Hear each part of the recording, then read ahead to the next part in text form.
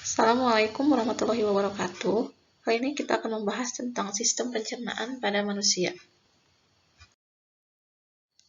Pernahkah kalian berpikir bagaimana makanan dicerna di dalam tubuh? Kemudian, organ apa sajakah yang terlibat dalam proses pencernaan makanan tersebut?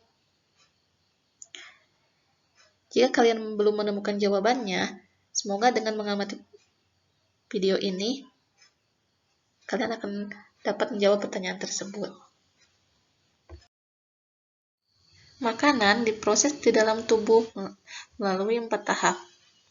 Yang pertama, tahap ingesti, yaitu proses memasukkan makanan ke dalam mulut. Tahap kedua adalah digesti, yaitu proses pencernaan makanan tersebut. Yang ketiga, tahap absorpsi, yaitu tahap penyerapan sari-sari makanan.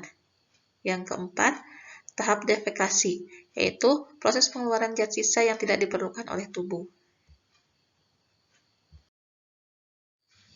Macam-macam pencernaan ada dua, pencernaan mekanik dan pencernaan kimiawi.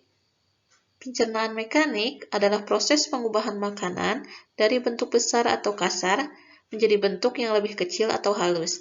Proses ini terjadi di dalam mulut, yaitu pada saat makanan dihancurkan oleh gigi dengan bantuan lidah dan pada lambung dengan bantuan otot lambung. Kemudian yang kedua adalah pencernaan kimiawi.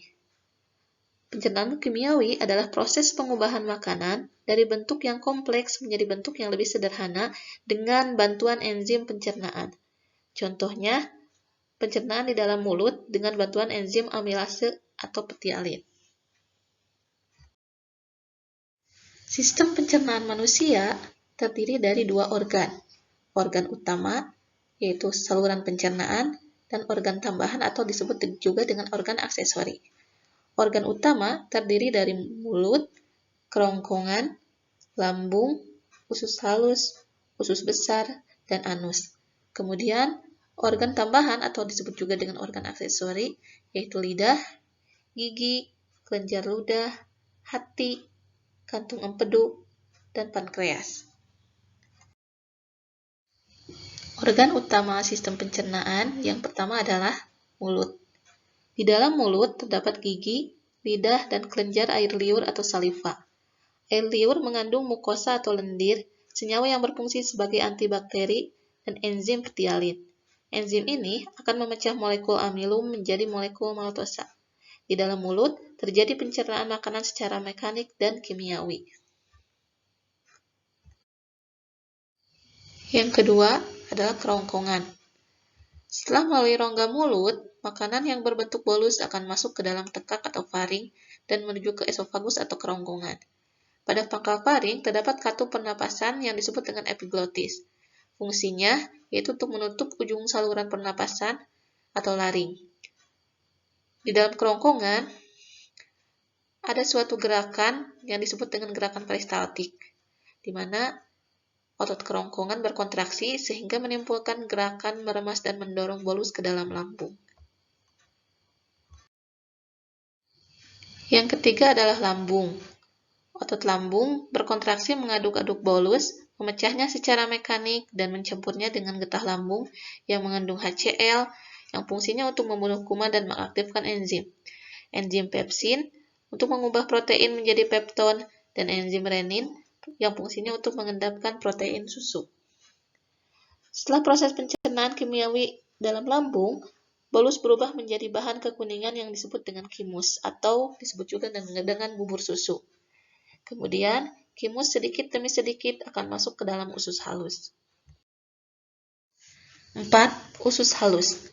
Usus halus terdiri atas 3 bagian, yaitu pertama, usus 12 jari disebut juga dengan duodenum.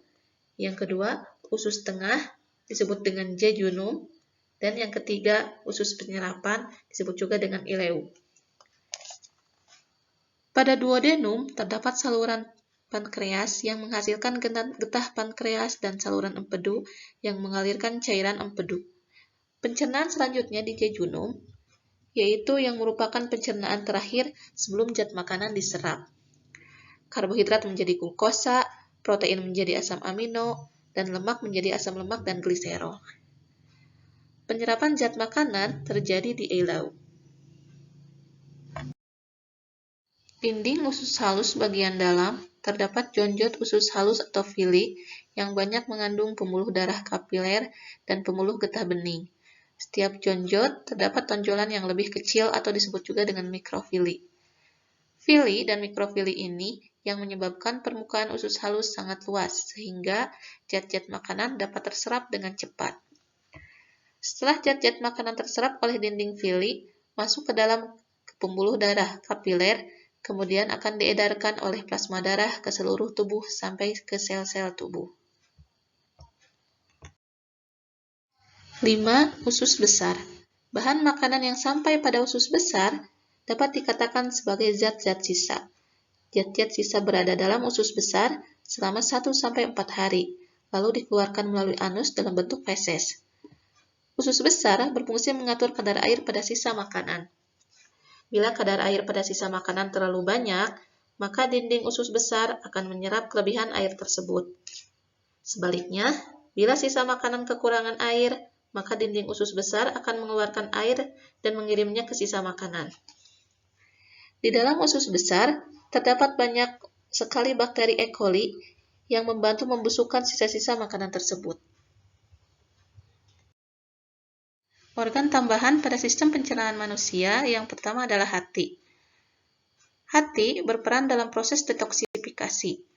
Hati juga berperan sebagai organ penyimpanan dan dalam menjaga keseimbangan kadar glukosa dan kolesterol dalam darah. Selain itu, hati juga menghasilkan getah empedu. 2. Kantung empedu. Berfungsi menyimpan getah empedu yang dihasilkan oleh hati. Getah empedu akan dikeluarkan ke usus halus dan berperan dalam mengemulsi lemak. 3. Pankreas. Pankreas menghasilkan getah pankreas yang berperan dalam pemecahan karbohidrat, protein, dan lemak. Pankreas juga menghasilkan hormon insulin yang berfungsi untuk mengatur proses pengubahan glukosa dalam darah menjadi glikogen yang disimpan dalam hati. Sekian pembahasan tentang struktur dan fungsi sistem pencernaan pada manusia. Semoga bermanfaat. Wassalamualaikum warahmatullahi wabarakatuh.